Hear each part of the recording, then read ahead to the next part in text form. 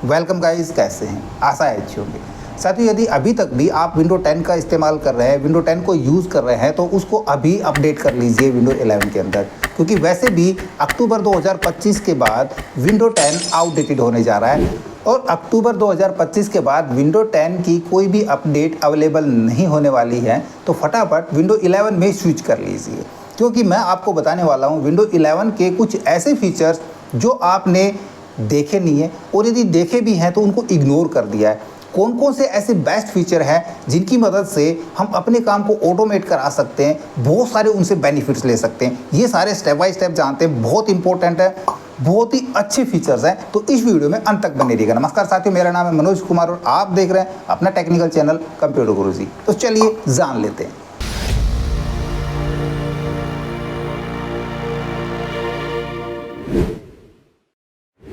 देखिए, सबसे पहले बात करते हैं विंडोज़ लॉक की। आप कहीं भी काम कर रहे हैं और आपको किसी कारणवश अचानक से कहीं उठ के जाना पड़ गया, तो आपका सिस्टम आपको लॉक करके जाना पड़ता है और जल्दबाजी में आपने लॉक नहीं किया तो कोई भी आपके सिस्टम का इस्तेमाल कर सकता है।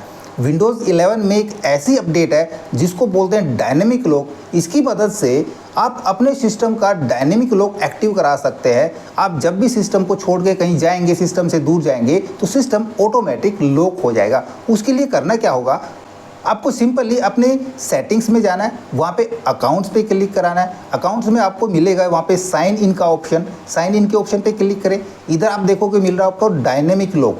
डायनेमिक लॉक के अंदर आप यहाँ से इसको चेक करा ले, allow Windows to automatic lock. यहाँ पे आपको एक आइकॉन दिख रहा होगा पीसी का और मोबाइल का। यहाँ पे आपका जो लैपटॉप है या आपका सिस्टम है वो मोबाइल से ब्लूटूथ के ज़रिए कनेक्ट होना चाहिए, ताकि जैसे आप सिस्टम के आगे से हटेंगे और ब्लूटूथ कनेक्टिविटी जैसे डिस्कनेक्ट होगी, सिस्टम ऑटोमेटिक लॉक हो जाएगा। स्टोरेज की बहुत ज़्यादा समस्या आती रहती है। सिस्टम में ज़्यादा फाइलें स्टोर हो गई, सिस्टम स्लो हो जाता है, ड्राइव फुल हो चुकी है, तो उसके लिए हमको मैनुअली टेम्परेरी फाइलें डिलीट करनी पड़ती हैं। कोई अनयूज अनवांटेड फाइल है उनको जाके डिलीट करना पड़ता है। बट विंडो 11 में आपको ये ऑप्शन बाय डिफ़ॉल्ट मिलता है स्टोरेज सेंस के नाम से। सिंपली अपने स्टार्ट मेन्यू पे जाएं, वहाँ से सेटिंग पे क्लिक करें, सिस्टम के अंदर चले जाएं, वहाँ पे मिलेगा आपको स्टोरेज। स्टोरेज के अंदर से हम इसको ऑन करा देंगे तो ये ऑप्शन ऑटोमेटिक आपकी टेम्परेरी फाइल्स और जो अनयूज्ड फाइल है उनको डिलीट करता रहेगा। लेकिन कब? जब हमारे सिस्टम की स्टोरेज फुल होती है, यानी कि उसको ज़रूरत पड़ती है मोर स्टोरेज की, उस स्थिति में। लेकिन इसको आपने हमेशा ऑन रखना पड़ेगा।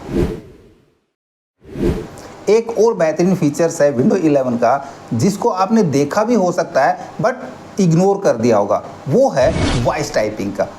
अपने कंप्यूटर सिस्टम पे आप जैसे ही विंडोज़ के साथ एच प्रेस कराएंगे, चाहे आप माइक्रोसॉफ्ट वर्ड में काम कर रहे हैं, नोटपैड में काम कर रहे हैं या फिर वर्ड पैड में काम कर रहे हैं, ये सभी जगह ऑन हो जाएगा। आप इसके ऊपर टैप करा के और बोल करके टाइप कर सकते हैं।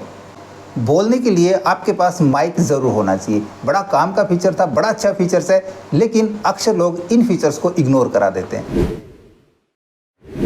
जब भी हम लोग अपने सिस्टम पे काम कर रहे होते हैं तो हम एक साथ बहुत सारी टास्क ओपन करा लेते हैं, बहुत सारी फाइलें ओपन करा लेते हैं और हमने एक फाइल से दूसरी फाइल पे जाने के लिए उसको बार बार स्विच करना पड़ता है। लेकिन विंडो 11 ने एक बहुत अच्छा फीचर दिया है कि आपके पास जितनी भी टास्क ओपन है, आप उन सभी टास्क को अलग अलग एक्शन पे, अलग अलग जगह पे स्टोर कर सकते हैं।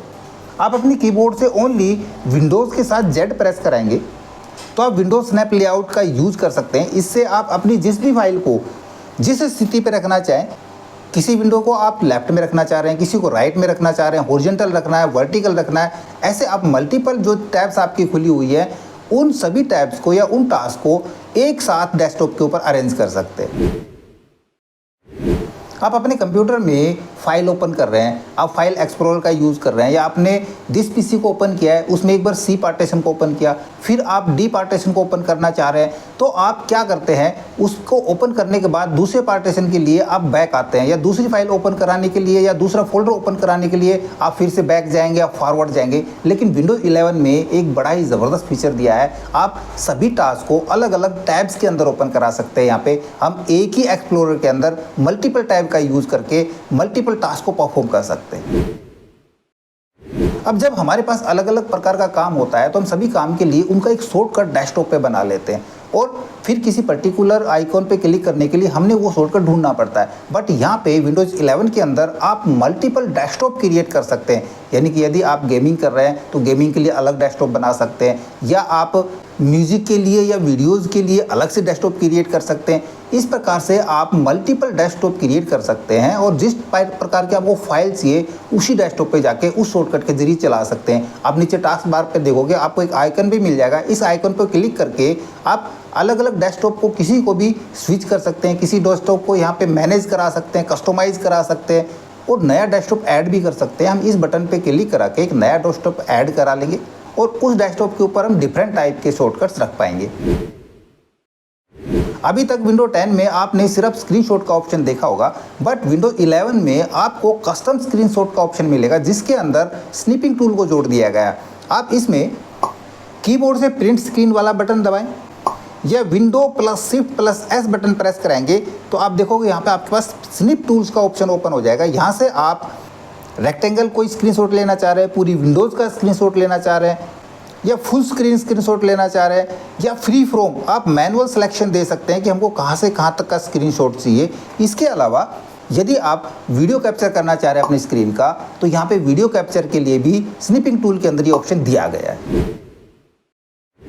अपने सिस्टम को अपने सिक्योर रखना है तो उसके लिए एंटीवायरस की ज़रूरत पड़ती है, बट विंडोज़ 11 के अंदर फीचर्स मिलता है आपको सिक्योरिटी के लिए।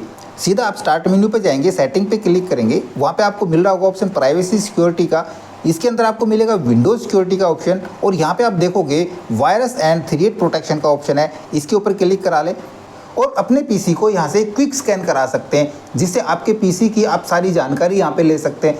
तो ये फीचर हमको अलग अलग वर्जन में अलग अलग तरीके से देखने को मिल सकते हैं। कहीं पे आपको फायरवॉल के नाम से भी मिल सकता है, बट विंडो 11 के लेटेस्ट वर्जन के अंदर ये आपको यहाँ पे वायरस एंड थ्रेट प्रोटेक्शन के नाम से मिलेगा।